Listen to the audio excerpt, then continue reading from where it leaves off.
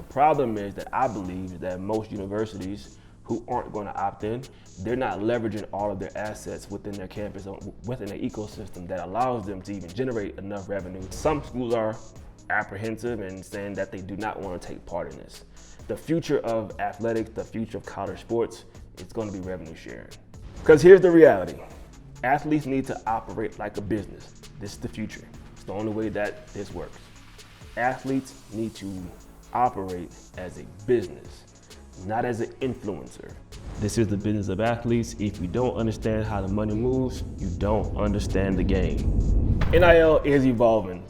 The next phase of NIL would include structured contracts, new revenue models, athletes thinking about themselves as a business, true partnerships being formed, and athletes and their representations thinking past today and focusing on tomorrow. If you want to know where the future of NIL is going, continue listening.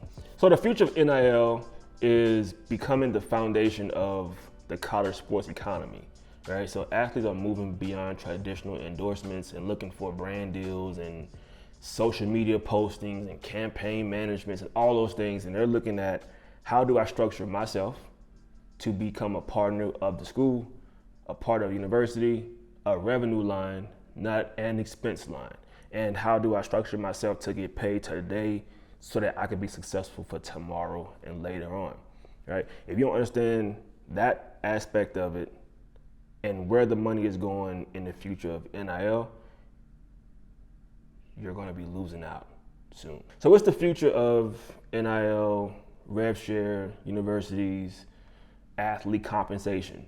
So for years, the schools resisted paying athletes. That was what they said, right? I don't believe that they resisted paying athletes. They just didn't know how or what the allocation was like, or how to structure a true revenue share agreement with their athletes. Well, we're now entering a space where schools now will allocate up to 22% of their revenue into a shared agreement with their athletes across campus, right? Over the next decade or so is projected to go to $30 million, where schools will share $30 million of their revenue within the next 5 to 6 years. Some schools are already dabbling into the revenue share. They're already structuring their contracts with their athletes. Some schools are apprehensive and saying that they do not want to take part in this. The future of athletics, the future of college sports, it's going to be revenue sharing. You're going to share a piece of your revenue with the athletes who generate you revenue.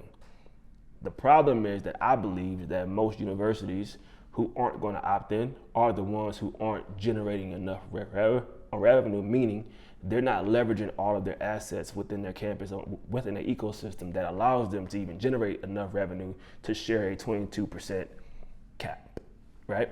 And that's what they're calling it. So they're calling it a cap. Here's where athletes are going. Athletes are becoming businesses. You're no longer going to be paying John Smith.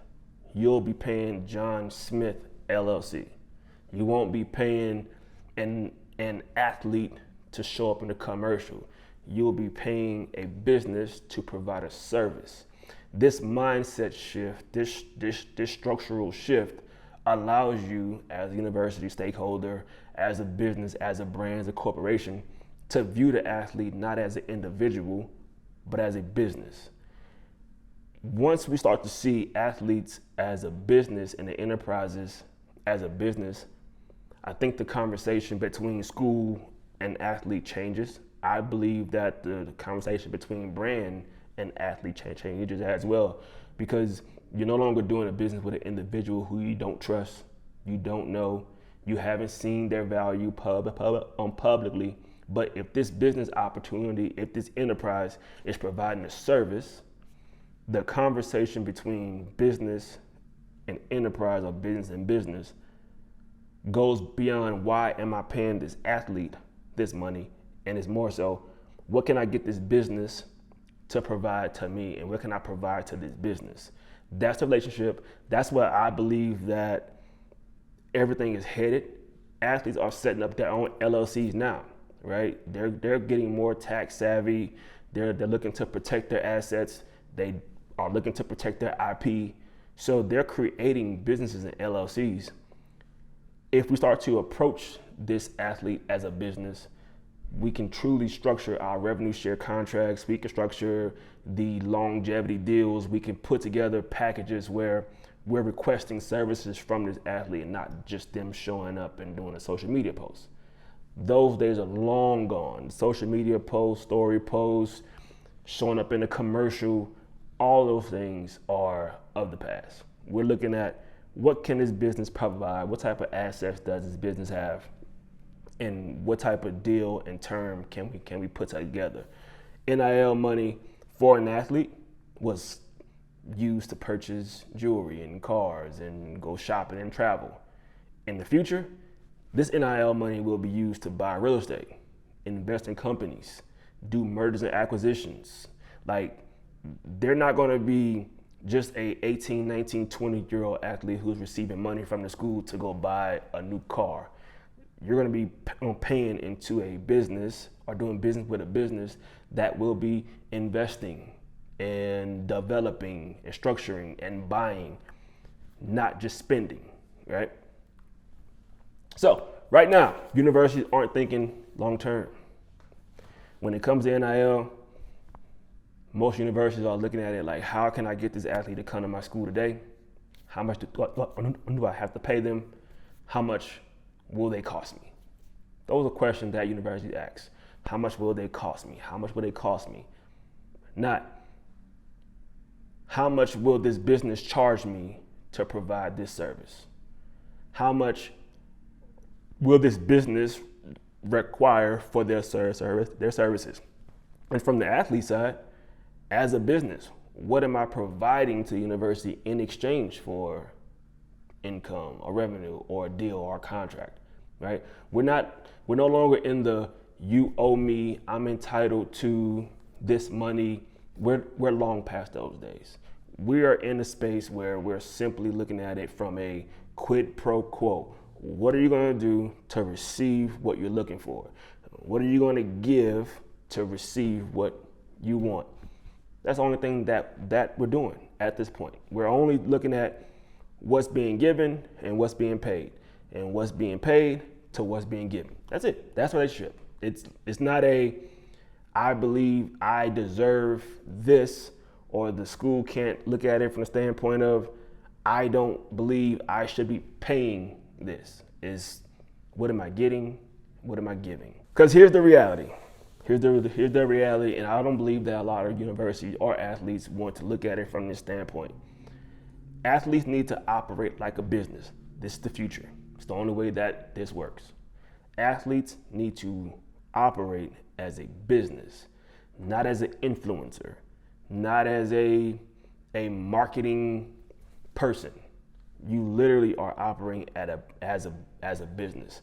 Schools need to structure their revenue sharing model where it protects them but benefits the athlete and thinks about it in a 3, 5, 7, 10-year term, not a today term, right? I believe there's a path in the future where we all, including collectives, move past we have to go fundraise to pay NIL. Athletes aren't showing up to the school saying, how much are you giving me in NIL? It's, I'm showing up, this is what I can provide to your school, and this is what I expect in return. Schools are sitting across the table and they are negotiating, this is what we need from you, this is what we expect from you and your company in exchange for this amount of money.